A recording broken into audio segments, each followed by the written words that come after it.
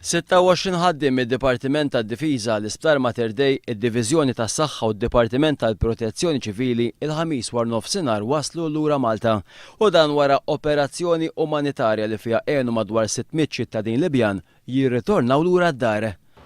Wara iktar minn 60 sija jirritorna lura Malta l-katamaran Maria Dolores wara vjaġġ li matulu telaq minn Malta jumejn ilu mar Sfax fit-Tunezija minn hemmhekk ħaxi Libjani lura d-dar lejn il-Porta Miżrata minn hemmhekk baqa' sejra l-vjaġġ ieħor twil ta' madwar 9 sigħat lejn Bengazi qabel ma rritorna lura Malta il-katamaran Maria Dolores il-ħamis għal ħabta tas-satejta wara nofsinhar. Il-katamaran wasal it-Tunezija kmieni l-4 filgħodu. Hemmhekk il-katamaran qabba 620 refuġjat Libjan li fosthom kien hemm 300 persuna feruti, 100 tifel u tifla, l-iżgħar ta' 3 ġimgħat u anke 3 katavri.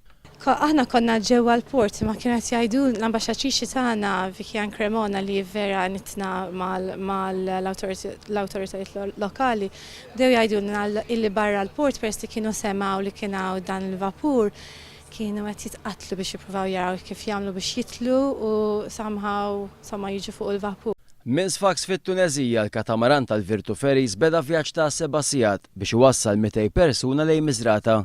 Minħabba l-vjaġġ kien perikoluż, il-bastiment Malti kien kontinwament qed jiġi sorveljat minn NATO.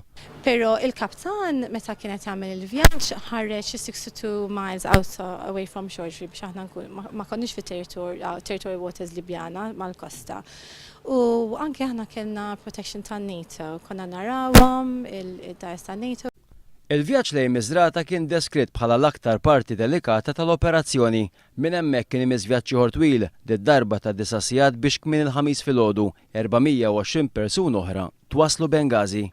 Li meta bdejna naraw in-nies bl-amputees li kellhom idej saqaj ras infaxxata, baby ġo prem rasu ffaxxata, allura wieħed induna issa li waslet ir-realtà. Ir-realtà kienet li konna din ġo warzone. Kien il-kap tal-Kunsill Nazzjonali Transitorju Libjan li għamel talba biex pajjiżna jipprovdi dil-għajnuna. Il-Prim Ministru ta' Bengazi, tal-Gvern ta' Bengazi, Dr. Gibril, għamel talba speċifika lill-Prim Ministru Malti sabiex nies ta' nazzjonalità Libjana li kienu se jgħidulhom refuġjati ġewwa t-Tunezija u li kienu ħarbu mill-Libja jmorru lura fil-postijiet tagħhom, fil-bliet tagħhom.